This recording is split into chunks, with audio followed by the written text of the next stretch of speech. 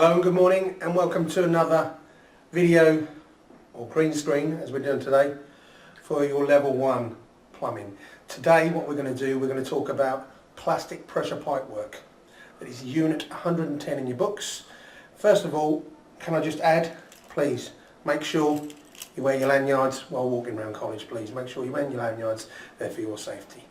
Right, first of all we're going to talk about hand tools. So when fabricating plastic pressure pipe, it's very, very important to be able to identify and use the correct tools. It's also important to be able to maintain the tools and keep them in good condition. Alright, make sure your tools are kept in good condition so that they last for a long time and are ready to be used when they're needed. So, plastic pressure pipe, here we go. Otherwise known as push fit pipe. Here's a bit, this is from a company called Speedfit. You can find other companies, there's Hep2O. And if you do come across a company called John Guest, it's exactly the same, John Guest Speedfit. So there's your plastic pressure pipe. It's now being used a lot more commonly than a few years ago. Supplied in either straight lengths as we have here, or you can get it in bundles, coils and coils and coils of it, up to 50 metres in length.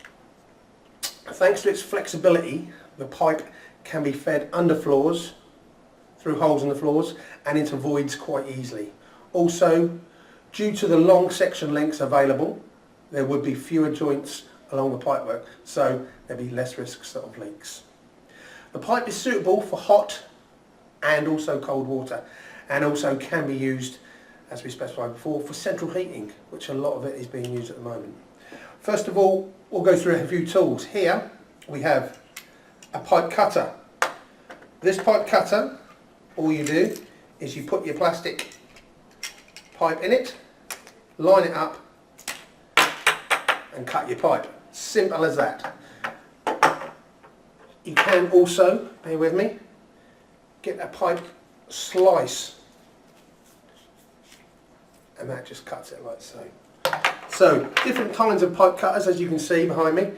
These use a shearing type action to cut the plastic tube when the handles are squeezed together. Different manufacturers produce slightly different designs. As you can see, this is a design that is a little bit different from the ones behind me.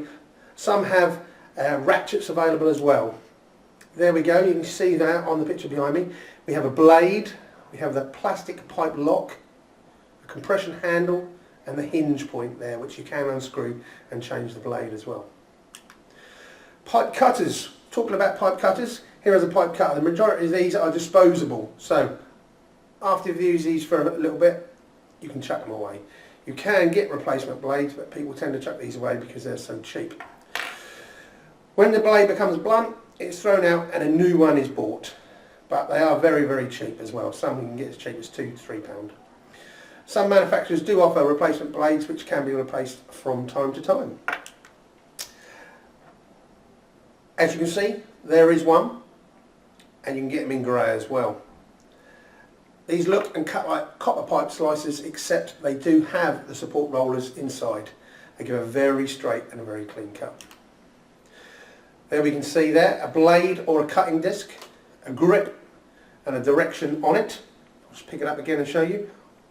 On the front there we have a direction there, an arrow showing you which way you're going to cut it. So always make sure you follow the arrow and you'll cut it perfectly. Pipe slice, the majority of these are disposable as well, so when the blade becomes blunt, a new tool is bought. Some manufacturers do, however, offer replacement blades, as we've spoken about before.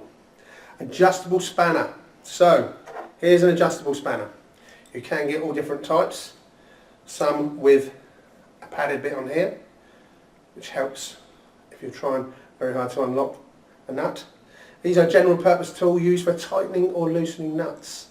Any flat nut should be adjusted with a spanner. So any flat nut, use a spanner, and not any grips because you're going to spoil the edges. The head is shaped so it can only be positioned on the nut one way, ensuring that the force on the handle applied is in the correct direction and the slip is minimised. These tools require regular lubrication on the worm there and the jaw as well.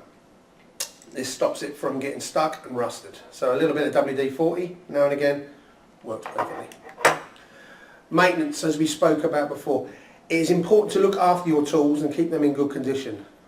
With the cutters, it is important to clean and dry them after use, as the blades can rust. There are no moving parts to lubricate, but there is a blade which must be sharp to offer a good cutting action. Now we're going on to maintenance and safety. So, if there are any cutting edges, make sure they are kept sharp, but keep your fingers away. They will cut your fingers, so keep your fingers away. And sometimes you can use some gloves to protect your hands. Never put your fingers inside the pipe cutter, as this could result in a severe cut. Safety. Trapping your fingers in a tool against an object, so I shall pick up the adjustable again. Trapping your fingers can be very painful. Take care when using the pipe cutters or adjustables not to trap your fingers in between the handles after the pipe has been cut or the nut has been tightened. Adjust the spanner to the correct size to avoid it slipping off and smashing your fingers, which I've done quite a few times. PPE. So, we're going on to PPE. The combination of the correct choice and use of personal protective equipment when cutting plastic pipe will ensure the risk of injury is reduced. Always wear the correct PPE. I have some PPE over here. Excuse me as I just go out of shot a little bit. We have a hard hat. There we go, a hard hat. Don't think you're going to be using a hard hat when you cut plastic pipe. Some of the other things we use, I'm still coming out of shot, here we go, some goggles. In the plumbing workshop, we wear goggles a lot when we're using them to solder and various other things. Don't they look fantastic? And also, I remind you, coming back in the shot again, steel toe cap boots, a must when you're working in the workshop. Always wear your steel toe cap boots, yeah? If you drop anything, they're there to protect you. So you cannot work in the workshop without your steel toe cap boots. Any questions, anybody? Please feel free to ask me now.